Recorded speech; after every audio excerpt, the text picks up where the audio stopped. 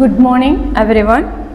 Today we discuss about descriptive compositions. Descriptive composition എന്താണെന്ന് നമ്മൾ നോക്കിയതാണ്. ഇത് പാർട്ട് 19 ആണ് വരുന്നത്. ഓക്കെ, ഇതിൽ തന്നെ ഒരു 3 എണ്ണമുണ്ട്. അത് ഡിസ്ക്രിപ്റ്റീവ് കമ്പോസിഷൻ്റെ 3 തലങ്ങളാണ് പറയുന്നത്. Descriptive composition first, descriptive composition second, descriptive composition third. First, second, third ആണ് പറയുന്നത്. ഈ ഫസ്റ്റിൽ വരുന്നത് സൈസ്, ഫേഷ്യൽ അങ്ങനെയുള്ള കാര്യങ്ങൾ. സെക്കൻഡ് എന്ന് പറയുന്നത് ലൊക്കേഷൻ, സൈസ് ആണ് വരുന്നത്. ഡിസ്ക്രൈബിങ് കണ്ടീഷൻ ആൻഡ് പ്രോസസ് ആണ് വരുന്നത്. അപ്പോൾ ഇതിൽ ഫസ്റ്റ് എന്ന് പറയുന്നത് ഡിസ്ക്രിപ്റ്റീവ് കമ്പോസിഷനിൽ ഫസ്റ്റ് എന്ന് പറഞ്ഞാൽ നമ്മൾ ഡിസ്ക്രൈബ് ചെയ്യുന്നതിൽ നമ്മളിത് മാറ്റർ റൈറ്റിംഗ് പാസേജസിൽ ഡിസ്ക്രൈബ് ചെയ്യുമ്പോൾ ഒരു മാറ്റർ നമ്മൾ എടുക്കുമ്പോൾ അതിൽ നമ്മൾ ഉപയോഗിക്കേണ്ട എല്ലാ മാനേഴ്സും നമ്മൾ ഇതിൽ കാണണം. ഈ ഡിസ്ക്രിപ്റ്റീവ് കമ്പോസിഷൻ നമ്മൾ ഡിസ്ക്രൈബ് ചെയ്യുമ്പോൾ നമ്മൾ യൂസ്ഫുൾ ആക്കണം എന്നുള്ളതാണ്. First size, build and age. First size and build and age എന്ന് പറയുന്നത് ഒരു പേഴ്സണെ നമ്മളിപ്പോൾ എടുക്കുകയാണെങ്കിൽ ആ പേഴ്സണിൻ്റെ എല്ലാ കാര്യങ്ങളും, ആ പേഴ്സണിൻ്റെ എല്ലാ ഫീലിങ്സും മൂമെൻറ്റ്സും നമ്മൾ എന്ത് ചെയ്യണം, ഡിസ്ക്രൈബ് ചെയ്യണം. അങ്ങനെയുള്ള കാര്യങ്ങൾ നമ്മൾ കെയർഫുള്ളായിട്ട് നമ്മൾ എന്ത് ചെയ്യണം, അത് ശ്രദ്ധിക്കേണ്ട ഒന്നാണ് അതിനിൽ. അതായത് expression to face, facial expressions, experiences like ഏതൊക്കെയാണെന്ന് വെച്ചാൽ കളർ, സ്മെല്ല്, സൗണ്ട്, ഡ്രസ്സ്, അങ്ങനെയുള്ള കാര്യങ്ങളൊക്കെ നമ്മൾ ഇത് ചെയ്യണം. ഒന്നും കൂടി അത് മെൻഷൻ ചെയ്യുന്ന തരത്തിലായിരിക്കണം നമ്മൾ ചെയ്യേണ്ടത്. പിന്നെ ക്ലിയർ ടു, അത് നമുക്ക് ഇങ്ങനെ നമ്മളിത് സൈസൊക്കെ അത് നമ്മൾ ക്ലിയർ ആയിട്ട് ചെയ്യുമ്പോൾ നമുക്കൊരു ക്ലിയർ ആയിട്ടുള്ള വിഷൻ നമുക്ക് കിട്ടും. അതിനാണ് അത് പറയുന്നത്. അപ്പോൾ ഈ മൂന്നിൽ ഇത് മൂന്നും എന്ന് പറയുന്നത് മൂന്നിനും കൂടി നമുക്കൊരു ഇൻട്രൊഡക്ഷൻ കൊടുക്കാൻ പറ്റും. എല്ലാം ഒന്നിനൊന്നിന് കണക്റ്റ് ആണ്. അപ്പോൾ ഇതിൻ്റെ തന്നെ കണ്ടിന്യൂറ്റിയാണ് ഈ മൂന്നിലും വരുന്നത്. പക്ഷെ മാറ്റേഴ്സ് ഡിഫറെൻ്റ് ആയിട്ടുള്ള ഡിസ്കഷൻസ് അത് നമ്മൾ ഡിസ്ക്രൈബ് ചെയ്യുന്നത് ഡിഫറെൻ്റ് ആയിട്ടുള്ള മാറ്റേഴ്സ് ആണെന്നേ ഉള്ളൂ. അപ്പോൾ ഫസ്റ്റ് സൈസ് ഞാൻ പറഞ്ഞു. സെക്കൻഡ് എഡ്യൂക്കേഷണൽ ക്വാളിഫിക്കേഷൻ ആണ്. എഡ്യൂക്കേഷണൽ ക്വാളിഫിക്കേഷൻ എന്ന് പറയുന്നത് അത് സൈസിൽ സെക്കൻഡ് എഡ്യൂക്കേഷണൽ ക്വാളിഫിക്കേഷൻ ആണ്. എഡ്യൂക്കേഷണൽ ക്വാളിഫിക്കേഷൻ എന്ന് പറയുന്നത് നമ്മൾ അതുമായിട്ട് ബന്ധപ്പെട്ട കാര്യങ്ങൾ. ഇപ്പം എഡ്യൂക്കേഷനായോ നമ്മളിപ്പോൾ ഒരു എഡ്യൂക്കേഷണൽ ഇൻ്റർവ്യൂവിന് പോയാൽ നമ്മൾ എന്ത് ചെയ്യും, എഡ്യൂക്കേഷനുമായി ബന്ധപ്പെട്ട ഇൻ്റർവ്യൂസിനൊക്കെ പോയാൽ നമ്മൾ എഡ്യൂക്കേഷണൽ പരമായിട്ടുള്ള അല്ലെങ്കിൽ ബയോഡാറ്റ പരമായിട്ടുള്ള കാര്യങ്ങളൊക്കെയാണ് നമ്മൾ അതിൽ നോക്കുകയൊക്കെ ചെയ്യുക, അല്ലേ? അപ്പം അങ്ങനെയുള്ള കാര്യം ഈ സൈസിൽ തന്നെ ഒരു പ്രത്യേകത എന്ന് വെച്ചാൽ നമ്മളിപ്പോൾ ഒരു വ്യക്തിനെ ഡിസ്ക്രൈബ് ചെയ്യാൻ പറയുന്നതെന്ന് വെച്ചാൽ ഒരു വ്യക്തിനെ നമ്മൾ ഡിസ്ക്രൈബ് ചെയ്യാൻ പറയുമ്പോൾ നമ്മളിപ്പോൾ ഒരു മോഹൻ അല്ലെങ്കിൽ ഏതെങ്കിലും ഒരു വ്യക്തിനെ കുറിച്ച് നമ്മൾ ഡിസ്ക്രൈബ് ചെയ്യുമ്പോൾ അദ്ദേഹത്തിൻ്റെ ഈ സൈസിൽ എന്ന് പറയുമ്പോൾ നമ്മൾ അദ്ദേഹത്തിനെ കുറിച്ചിട്ട് ഒരു പിക്ചർ കൊടുക്കണം. ആ പിക്ചർ എന്ന് പറയുന്നത് അദ്ദേഹത്തിന് എങ്ങനെയുള്ള ആളാണ്, എന്തൊക്കെയാണ് അയാളുടെ ആക്ടിവിറ്റീസ് ഉള്ളത്, എന്തൊക്കെയാണ് അദ്ദേഹത്തിന് ഇഷ്ടമായിട്ടുള്ള ആക്ടിവിറ്റീസ് എന്തൊക്കെയാണ്, അദ്ദേഹത്തിൻ്റെ ഫിസിക്കൽ കണ്ടീഷൻ, ഫിസിക്കലായിട്ടുള്ള അപ്പിയറൻസസ് എങ്ങനെയാണ്, അങ്ങനെയുള്ള കാര്യങ്ങളൊക്കെ നമ്മൾ ഇതിൽ ഉൾപ്പെടുത്തുക. പിന്നെ ഏജ്, ഫേഷ്യലായിട്ടുള്ള കാര്യങ്ങൾ, അതൊക്കെ നമ്മൾ ഇതിൽ ഉൾപ്പെടുത്തണം. സൈസിൽ നമ്മൾ ഉൾപ്പെടുത്തുന്നുണ്ട്. അപ്പം ഒരു വ്യക്തിനെ കുറിച്ച് ഡിസ്ക്രൈബ് ചെയ്യാൻ പറഞ്ഞാൽ അത് എങ്ങനെയുള്ള ആളാണ് തൊട്ട് അദ്ദേഹത്തിൻ്റെ എല്ലാം ഏജ്, പിന്നെ എക്സ്പീരിയൻസ്, ഫിസിക്കൽ അപ്പിയറൻസ്, അങ്ങനെയുള്ള കാര്യങ്ങൾ കൂടി നമ്മൾ ഇതിൽ ഉൾപ്പെടുത്തും. വെയിറ്റ്, അങ്ങനെയുള്ള കാര്യങ്ങളൊക്കെ നമ്മൾ ഏതിൽ ഉൾപ്പെടുത്താൻ പറ്റും, ഇതിൽ ഉൾപ്പെടുത്തിയിട്ട് ഒരു ഡിസ്ക്രൈബ് ചെയ്യുന്നതിൽ അല്ലെങ്കിൽ ഡിസ്ക്രിപ്ഷനിൽ നമ്മൾ ഉൾപ്പെടുത്തിയിട്ട് അവതരിപ്പിക്കണം. സെക്കൻഡ് എന്ന് പറയുന്നതാണ് ഏത്, എഡ്യൂക്കേഷണൽ ക്വാളിഫിക്കേഷൻ. എഡ്യൂക്കേഷണൽ ക്വാളിഫിക്കേഷൻ എന്ന് പറയുന്നത് ഇവർ കാൻഡിഡേറ്റ് ആൻസറിങ് ക്വസ്റ്റ്യൻസ് ഹിംസെൽഫ്. അതായത് ഒരു കാൻഡിഡേറ്റിനോട് ക്വസ്റ്റ്യൻസ് നമ്മൾ ചോദിക്കുന്നതിനാൽ ഒരു എക്സസൈസിൻ്റെ ആ ഇതിനനുസരിച്ചിട്ട് നമ്മൾ എഡ്യൂക്കേഷണൽ പരമായിട്ടുള്ള ഒരു വർക്കിംഗ് ഏരിയയിലാണ് നമ്മൾ എന്തെന്ന് പറയുന്നത്, പിന്നെ എഡ്യൂക്കേഷണൽ ക്വാളിഫിക്കേഷൻ എന്ന് പറയുന്നത്. തേർഡ് വൺ എന്ന് പറയുന്നത് ഫേഷ്യൽ ഫീച്ചേഴ്സ് ആൻഡ് എക്സ്പ്രഷൻ ആണ്. ഫേഷ്യൽ ഫീച്ചേഴ്സ് ആൻഡ് എക്സ്പ്രഷൻ എന്ന് പറഞ്ഞാൽ നമ്മളെ ഫേഷ്യൽ എക്സ്പ്രഷൻ എന്ന് പറഞ്ഞാൽ ഈവൺ എന്താണ് നമ്മൾ ഐബ്രോസിൻ്റെ വരെ ഐബോൾസിൻ്റെ വരെ എക്സ്പ്രഷൻസ് നമ്മൾ എന്ത് ചെയ്യണം, നോട്ട് ചെയ്യുന്ന തരത്തിലുള്ള ഇതായിരിക്കണം നമ്മൾ നടത്തേണ്ടത്. I always seem to deep thought in owls eyes, shadows and എല്ലാം നമ്മൾ ഏത് ഫേഷ്യൽ എക്സ്പ്രഷൻസും നമ്മൾ ഡിസ്ക്രൈബ് ചെയ്യുന്ന തരത്തിലായിരിക്കണം. അതിനാണ് ഫേഷ്യൽ എക്സ്പ്രഷൻ എന്ന് പറയുന്നത്.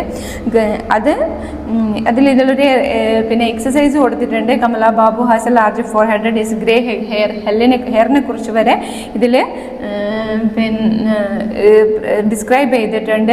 U always seemed to be thought, അങ്ങനെയുള്ള കാര്യങ്ങൾ. അപ്പോൾ ഫേഷ്യൽ എക്സ്പ്രഷൻ എന്ന് പറഞ്ഞാൽ മൊത്തമുള്ള കാര്യങ്ങളും കൂടി ഏതിലേക്ക് ഉൾപ്പെടുത്തണം, ഈ ഫേഷ്യൽ എക്സ്പ്രഷൻസിലേക്ക് ഡിസ്ക്രൈബ് ചെയ്യുന്നതിൽ ഉൾപ്പെടുത്തണം.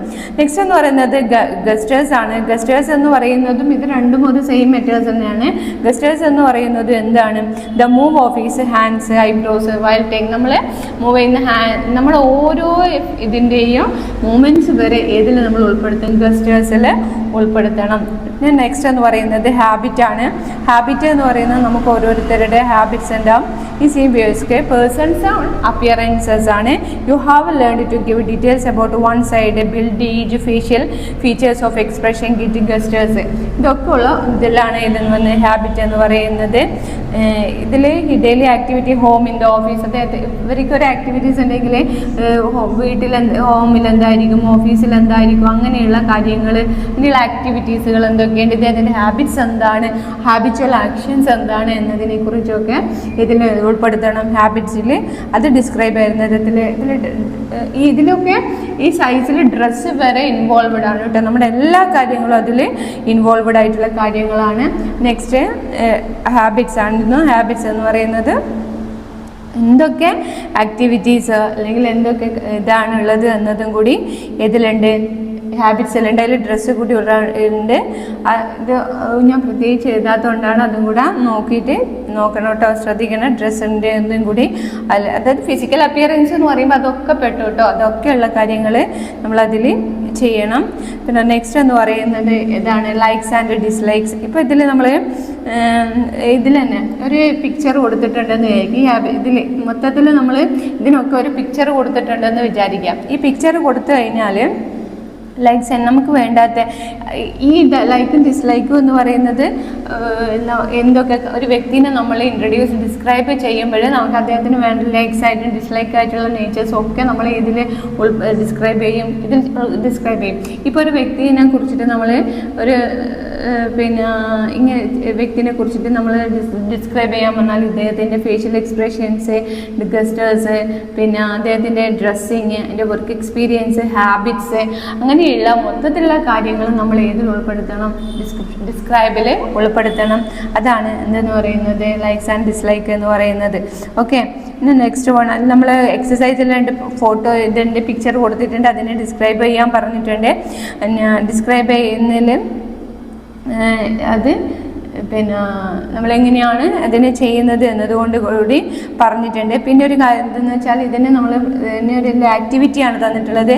ആക്ടിവിറ്റി എന്ന് പറയുന്നത് ഒരു പസിൽ ക്രോസ് വേർഡാണ്. പസിൽ ക്രോസ് വേർഡ്സിൽ എന്ന് പറയുന്നത് എങ്ങനെയുള്ള ഇതാണ് എന്നുള്ളതിനെ കുറിച്ചിട്ടൊരു ആക്ടിവിറ്റീസ് ഉണ്ട്. പസിൽ ക്രോസ് വേർഡ്സ് അറിയില്ല, ഇങ്ങനെ തന്നിട്ട് നമ്മൾ ഒരു ക്വസ്റ്റ്യൻ ചോദിക്കുമ്പോൾ അതിൻ്റെ ക്രോസിങ് ലെറ്റേഴ്സ് വെച്ചിട്ട് ചെയ്യാനുള്ള കാര്യങ്ങളൊക്കെ ഉള്ളൂ, അത്രയേ ഉള്ളൂ അതിൽ. അപ്പം ഇതെന്ന് പറയുന്നത് when you have size appearances, അപ്പോൾ how to describe a person's ആണ്. Outward appearances, clothes. അപ്പം ഇതിൽ മൊത്തത്തിലെന്ന് പറയുന്നത് എന്താണ്? ഡിസ്ക്രൈബ് എ പേഴ്സൺസ് ആണ്. അതിലെന്തൊക്കെ appearances, how to detailed applications, അതായത് അപ്ലിക്കേഷൻ എന്ന് പറഞ്ഞാൽ എഡ്യൂക്കേഷനായിട്ടുള്ള കാര്യങ്ങൾ, പേഴ്സൺസ് ഹാബിറ്റ്സ്, ഡെയിലി ആക്ടിവിറ്റീസ്, അങ്ങനെയുള്ള കാര്യങ്ങളൊക്കെ കുറിച്ചിട്ട്, പിന്നെ പേഴ്സൺസ് നേച്ചർ ആൻഡ് ജനറൽ, അദ്ദേഹത്തിൻ്റെ നേച്ചർ എങ്ങനെയുള്ളതാണ് എന്നൊക്കെ നമുക്ക് മനസ്സിലാക്കുന്ന തരത്തിലും ഡിസ്ക്രൈബ് ചെയ്യുന്ന വാക്കുകളായിരിക്കണം ഏതിൽ ഉൾപ്പെടുത്തേണ്ടത്. ഡിസ്ക്രൈബ് കോമ്പോസിഷൻ എന്നതിൽ ചെയ്യേണ്ടത്. നെക്സ്റ്റ് എന്ന് പറയുന്നത് ഈ കോമ്പോസിഷൻ്റെ ഡിസ്ക്രിപ്റ്റീവ് കോമ്പോസിഷൻ്റെ സെക്കൻഡ് പാർട്ടാണ്, പാർട്ട് 20. അതായത് ഇത് descriptive composition second, describe places and objectives ആണ് ഇതിൽ പറയുന്നത്. പ്ലേസസ് ആൻഡ് ഒബ്ജക്റ്റീവ്സ് എന്ന് പറയുന്നത് എന്താണ്? places and objectives. You will give a dislike locations, size, shapes and color while describing a place. Also general idea, atmosphere, place noticed like sounds, smell and activities. അതായത് general ആയിട്ടുള്ള ഒരു location സൈസിനെ കുറിച്ചിട്ടുള്ള മുഴുവൻ കാര്യങ്ങളും describe ചെയ്യുന്ന ആ പ്ലേസിൻ്റെ എല്ലാ ഇതിലും കൂടിയിട്ടുള്ള കാര്യങ്ങൾ നമ്മൾ എന്ത് ചെയ്യണം? നോട്ടീസ് ചെയ്യുന്ന തരത്തിലായിരിക്കണം ചെയ്യേണ്ടത്. ലൈക്ക് ഏതൊക്കെ? Sound, smell, activities.